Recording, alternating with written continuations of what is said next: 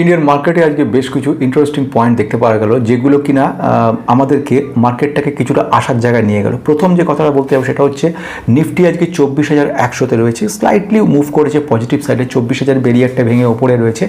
এটা কিন্তু খুব বিরাট ব্যাপার নয়, কিন্তু তার পিছনে একটা পজিটিভিটি রয়েছে। এছাড়া আরেকটু যেটা বলা রয়েছে সেটা সেন্সেক্স আপাতত 77,000 যে বেরিয়ার সেটা ভেঙে ওপরে রয়েছে এবং প্রায় 290 পয়েন্ট জাম্প করেছে। প্রতিটা সেক্টর কম বেশি, নিফটি ব্যাংক যেরকম আমরা দেখলাম স্লাইটলি পজিটিভ রয়েছে, প্রত্যেকটাই পজিটিভ গ্রিন দেখাচ্ছে। নিফটি আইটি 5.5 পয়েন্ট শুক্রবার রাত্রে পড়ে গেছিলো, শুক্রবার দেখেছিলাম, সেটা কিন্তু আস্তে আস্তে রিকভার করেছে। এই পড়ে যাওয়ার পিছনে যে সবচেয়ে বড় কারণটা দাঁড়িয়েছিল সেটা হচ্ছে এআই রিলেটেড ভীতি এবং এর সঙ্গে গ্রোথ গাইডেন্স খুব সামান্য থাকা। এইগুলো সবগুলো নেগেটিভিটি তৈরি করেছিল বলে নিফটি আইটি একেবারে অলমোস্ট ক্র্যাশ হয়ে গেছিলো। সেখান থেকে আজকে দেখলাম একটু স্লাইটলি পজিটিভ ব্যাপার দেখলাম। নিফটি মেটাল ভালো রয়েছে, অটো, ফার্মা, ইনফ্রা সব জায়গায় ঠিকঠাক, খালি ফাস্ট মুভিং কনজিউমার গুডস সেক্টরে স্লাইটলি 200 পয়েন্ট মতো নেগেটিভ দেখলাম, আর কোথাও কোনো নেগেটিভিটি নেই। এবার আসছে কি, বেশ কিছু আজকের ভিডিওটার মধ্যে কিছু ইম্পর্টেন্ট ইনফরমেশন বলবো, কিছু স্টক নিয়ে কথা বলবো, আরও বেশ কয়েকটা ইম্পর্টেন্ট ইনফরমেশন বলবো। সব কিছু বল, this video only for education purpose, no buy sell, এবং before investing please consult yourself for your advice. খুব গুরুত্বপূর্ণ পয়েন্টগুলো থেকে প্রথম ঘটনা হচ্ছে আজকে নিফটি পজিটিভ হওয়ার সবচেয়ে বড় কারণ সেটা হচ্ছে একটা পিস টক, একটা শান্তি চুক্তি নিয়ে কথাবার্তা চলেছে এবং যেখানে ইউএস ইরানের মধ্যে এতদিন ধরে যে একটা টাসল চলছিল, টেনশন চলছে, সেই জায়গা থেকে একটা পজিটিভ হাওয়া শুরু হয়েছে এবং যে কারণের জন্য দুজনে বসে যে জায়গাটা তৈরি করছে সেটা একটা পজিটিভ ব্যাপার মনে হচ্ছে।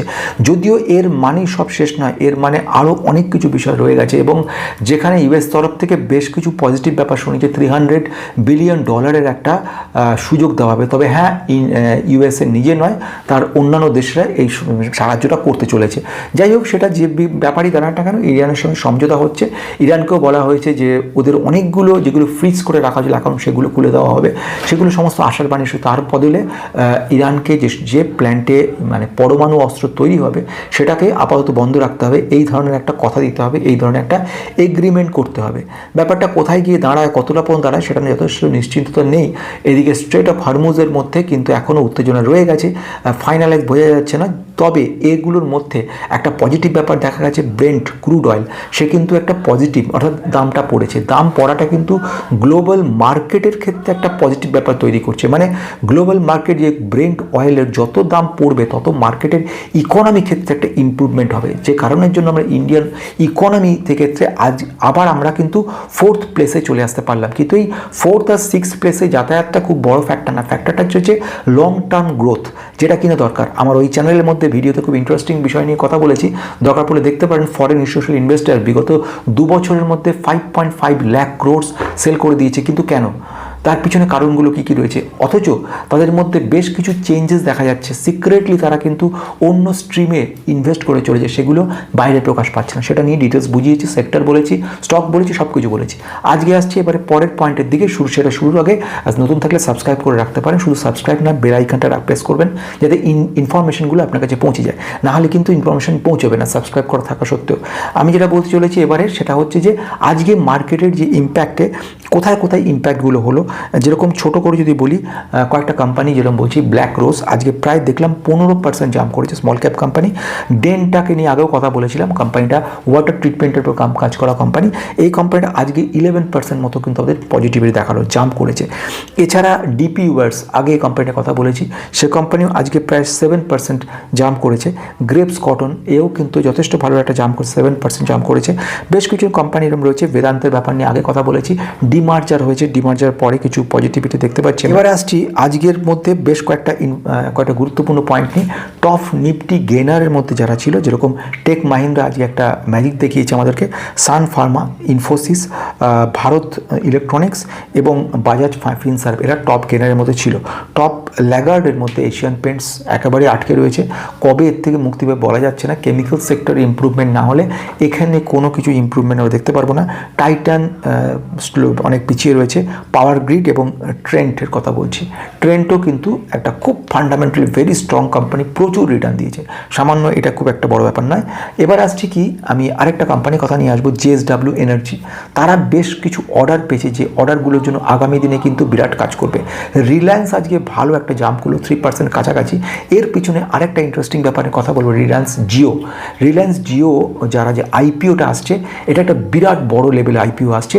প্রায় এক্স্যাক্ট 35 থেকে 37 লক্ষ কোটি টাকার একটা বিরাট বড় প্রজেক্ট কিন্তু কাজ চলছে।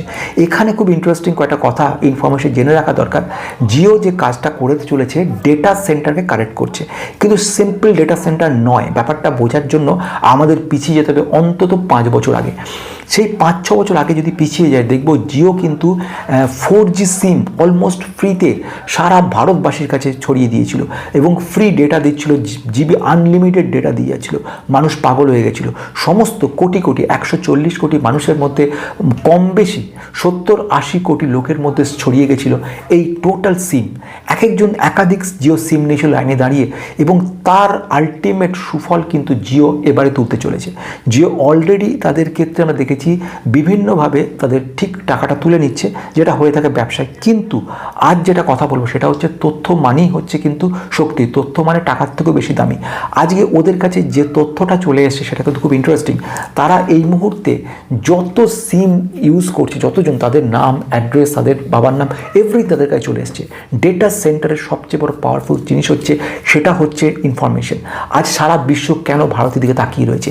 ভারতের মার্কেটটাকে সারা বিশ্ব চাইছে, যে কারণের জন্য গুগল কিন্তু $12 বিলিয়ন এখানে ইনভেস্ট করেছে। মেটা পিছিয়ে নেই, প্রচুর $1 বিলিয়ন ডেটা সেন্টার তৈরি করছে ইন্ডিয়াতে, কিন্তু সেগুলোকে ছাপিয়ে চলেছে রিলায়েন্স।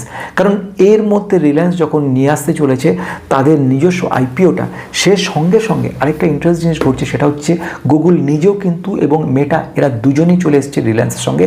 তারাও কোলাবোরেশন করছে যাতে আলটিমেটলি কাজটা সম্পূর্ণ সাকসেসফুল হয়। তার আলটিমেট রেজাল্ট যেটা আসতে চলেছে সেটা খুব সাংঘাতিক।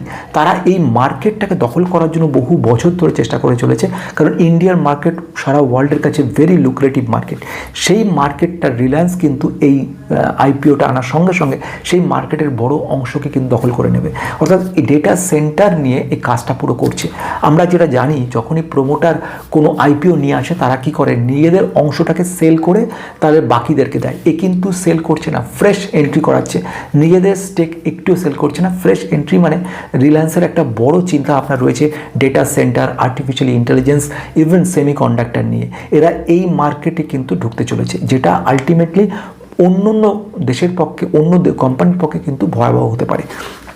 তাই জন্য রিলায়েন্স জিও কিন্তু আগামী দিনে যে আইপিওটা আসছে সেটা একটা উন্মাদনা সৃষ্টি করতেই পারে।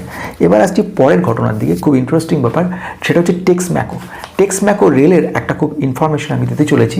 তারা একাধিক অর্ডার, আমি তো আগের দিনেও বলেছিলাম যে এদের অর্ডার প্রচুর রয়েছে ওয়াগনের ব্যাপার নিয়ে। ওয়াগন প্রচুর তৈরি করছে একাধিক কোম্পানি। যেরকম প্রথম কোম্পানির কথা আমি বলেছিলাম একটা কথা, সেটা হচ্ছে জুপিটার ওয়াগনের কথা। এরা প্রচুর অর্ডার পেয়েছিল।